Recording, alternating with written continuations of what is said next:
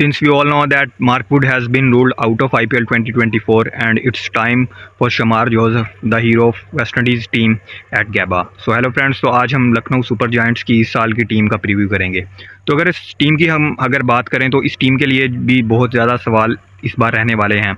अगर team combination की बात को लेकर हम चलें, क्या वहाँ पर केएल राहुल मिडल ऑर्डर में बैटिंग करेंगे उस T20 वर्ल्ड कप को सामने रखते हुए, और जो मिडल ऑर्डर में चाहिए इंडिया को एक विकेट कीपर मिडल ऑर्डर में, तो क्या उस रोल को सामने रखकर केएल राहुल अपने ओपनिंग रोल को स्विच करके मिडल ऑर्डर में बैटिंग करेंगे, और देवदत्त पडिक्कल की कहाँ जगह बनती है इस टीम में, एंड जो ओवरसीज़ बॉलर्स हैं फास्ट बॉलर्स उसमें से क्या शमार जोसेफ खेल पाएंगे या फिर नवीनुल हक ही के साथ लखनऊ सुपर जायंट्स स्टिक करेगी। तो एनीवे अगर हम इस टीम को एज ए होल एनालाइज करें, अगर इनकी एक एक चीज़ को देखा जाए, तो सबसे पहले अगर बैटिंग की बात कर ली जाए तो बैटिंग इनके पास आउट क्लास रही है सिंस 2022, और उसके बाद से शायद बहुत ज़्यादा चेंजेस भी नहीं किए। वही सिमिलर काइंड ऑफ बैटिंग है जो इनकी पहले दिन से थी जब से इस टीम का आगाज़ हुआ है।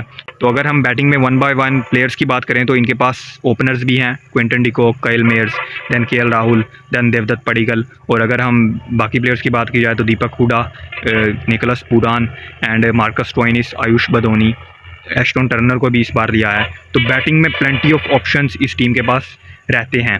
एंड जो ख़ास बात ये भी है कि एक कंपोज किस्म की बैटिंग लाइनअप है जिसमें रोल बहुत क्लियर रहते हैं सभी प्लेयर्स के लिए, चाहे वो मार्कस स्टोइनिस को जिस तरह से हमने देखा कि यूज़ किया गया एज ए फिनिशर, बहुत नीचे बैटिंग करवाई जाती थी उनसे, और निकोलस पूरन के लिए भी सिमिलर काइंड ऑफ रोल था। एंड देन अगर हम बात करें इन टर्म्स ऑफ वर्सेटैलिटी, मतलब ऐसा नहीं कि ओवरसीज़ ही आपके पास ऑप्शंस हों बैटिंग में या फिर आपके पास लोकल ही ज़्यादा ऑप्शंस हों, कंपोज किस्म की इनके पास बैटिंग है। अगर हम इंडियन प्लेयर्स की बात करें तो केएल राहुल हैं इनके पास, दीपक हुडा हैं, आयुष बदोनी हैं, और अभी तो देवदत्त पडिक्कल भी हैं। और अगर वहीं पर एट द सेम टाइम हम अगर ओवरसीज़ प्लेयर्स की बात करें तो निकोलस पूरान है इनके पास, काइल मेयर्स हैं, क्विंटन डिकॉक हैं, मार्कस स्टोइनिस हैं, एस्टन टर्नर भी हैं। तो ये इनकी एक स्ट्रेंथ है सबसे बड़ी जो इनके पास बैटिंग में है।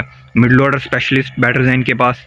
दैन अगर हम टॉप ऑर्डर में बात करें तो क्विंटन डिकॉक हैं, one of the finest white ball players of this era. And then Kyle Mayers हैं, अ हार्ड हिटिंग बैटर जिन्होंने क्विंटन डिकॉक को भी पिछले साल दूर रखा था अपनी ब्रिलियंस की वजह से। एंड देन अगर हम फिनिशिंग में बात करें तो मार्कस स्टोइनिस इनके पास एक रहते हैं चॉइस, दैन निकोलस पूरन जिनको आप top order middle order as a finisher कहीं भी यूज़ कर सकते हो। हम अगर बॉलिंग की इनकी बात करें तो बॉलिंग में इनके पास अगर हम सीमर से शुरुआत करें तो इनके पास शमार जोसेफ हैं, दैन इनके पास नवीनुल हक हैं, दैन इनके पास डेविड विली हैं। ये 3 ओवरसीज़ बॉलर्स रहे। एंड देन हम अगर इंडियन बॉलिंग की बात करें तो मोहसिन खान हैं, युद्धवीर सिंह हैं, यश ठाकुर हैं, शिवम मावी हैं। तो प्लेंटी ऑफ ऑप्शंस हैं इनके पास बॉलिंग में भी। एंड स्पिन बॉलिंग की अगर हम बात करें तो अमित मिश्रा हैं, रवि बिश्नोई हैं, दैन उनके अलावा कृष्णप्पा गौतम हैं, कृणाल पंड्या हैं, और बैकअप्स इस टीम के पास रहते हैं, चाहे हम सीम बॉलिंग की बात करें या फिर स्पिन बॉलिंग की बात करें या फिर इवन हम बैटिंग में बात करें, इस टीम के पास बैकअप्स हैं मौजूद। तो अगर हम इस टीम की बेस्ट 11 को देखें यहाँ पर, तो बेस्ट 11 अगर हम बनाएं तो बेस्ट 11 मुझे लगता है कि केएल राहुल का जो जहाँ तक बात है उनकी कि कहाँ उनको खेलना चाहिए, तो मुझे लगता है कि उनको अपना जो रोल वो फॉर ईयर्स जो प्ले करते आ रहे हैं एज एन ओपनर उसको स्विच नहीं करना चाहिए फॉर टेम्पोरेरी रिक्वायरमेंट मैं कहूँगा, क्योंकि इस बात की भी कोई गारंटी नहीं कि वो मिडल ऑर्डर में आकर परफॉर्म करें और उनको as a wicket keeper batter खिला लिया जाएगा फॉर T20 वर्ल्ड कप। तो उनको वही करना चाहिए जो वो बेस्ट कर सकते हैं, और उनका अगर आप बेस्ट देखना चाहो तो वो एज एन ओपनर ही मुझे लगता है कि आप देख पाओगे। तो KL Rahul along with Quinton de Kock should be the 2 openers. Then अगर हम नंबर 3 की बात करें तो मुझे लगता है कि जो दीपक हुडा ने जो प्लेस संभाली हुई थी उस पर मुझे लगता है कि अब निकोलस पूरन को आना चाहिए, और since Nicholas Pooran is playing at 3 for his team West Indies as well, तो उनको नंबर 3 पर होना चाहिए जो कि क्विक स्टार्ट्स दे सकें। नंबर 4 की बात की जाए तो देवदत्त पडिक्कल आने चाहिए वहाँ पर, जिनका ट्रेड हुआ है फ्रॉम राजस्थान रॉयल्स, और वो एक एंकोर के तौर पर भी खेल सकते हैं एट नंबर 4। नंबर 5 पर दीपक हुडा होने चाहिए। नंबर 6 पर क्लियर कट कॉल है वहाँ पर मार्कस स्टोइनिस, और अगर उनका फॉर्म ऊपर नीचे रहता है तो आपके पास एस्टन टर्नर भी चॉइस के तौर पर हैं। दैन नंबर 7 की बात की जाए तो Krunal Pandya, and another spinner at 8 should be Ravi Bishnoi. तो ये तो आपके नंबर 6 हो गए, इसमें से आप 3 ओवरसीज़ पिक कर चुके हैं और स्पिनर्स भी आपके डन एंड डस्टेड हैं। अब बात आती है यहाँ पर सीमर्स की। तो सीमर्स में Mohsin Khan is very first choice, and अगर हम दूसरे चॉइस की बात करें जो कि ओवरसीज़ को मैं पिक करूँगा वो हो सकते हैं शमार जोसेफ, एंड उनको मुझे लगता है कि होना चाहिए to put some extra pace. और एंड जो मार्क वुड की एब्सेंस है उसको कंपेंसेट करने के लिए Shamar Joseph could be the best choice. तो अब थर्ड सीमर की जहाँ पर बात है, तो थर्ड सीमर की जगह यहाँ पर आप एक, अगर लखनऊ की सरफेस को सामने रखा जाए जो स्लो सरफेस उनकी रहती है, तो उसको देखकर आप एक स्पिनर भी पिक कर सकते हो इन अमित मिश्रा, या फिर आप कृष्णप्पा गौतम, और उसके अलावा आप सीमर को भी पिक कर सकते हो। बट मुझे लगता है कि यहाँ पर एक सीमर को होना चाहिए, तो फास्ट बॉलर मुझे लगता है कि शिवम मावी होने चाहिए एज ए थर्ड सीमर। तो ये तो मेरी 11 रही पूरी। एंड अगर हम इम्पैक्ट सब्स्टिट्यूट की बात करें, तो अगर हम यहाँ पर देखें तो नंबर 7 तक तो बैटिंग इज़ सॉर्ट आउट, लेकिन नंबर 8 से अगर हम बात करें तो जो बॉलर्स मैंने जिनको अपनी टीम में रखा है, उनमें से एक भी शायद ऐसा नहीं जो कि आपको कॉन्फिडेंस दे सके और आपको एक सेटिस्फेक्शन दे सके कि वो नंबर 8 पर बैटिंग कर सकता है। तो इसलिए मुझे लगता है कि आयुष बदौनी को होना चाहिए एज एन इम्पैक्ट सब्स्टिट्यूट।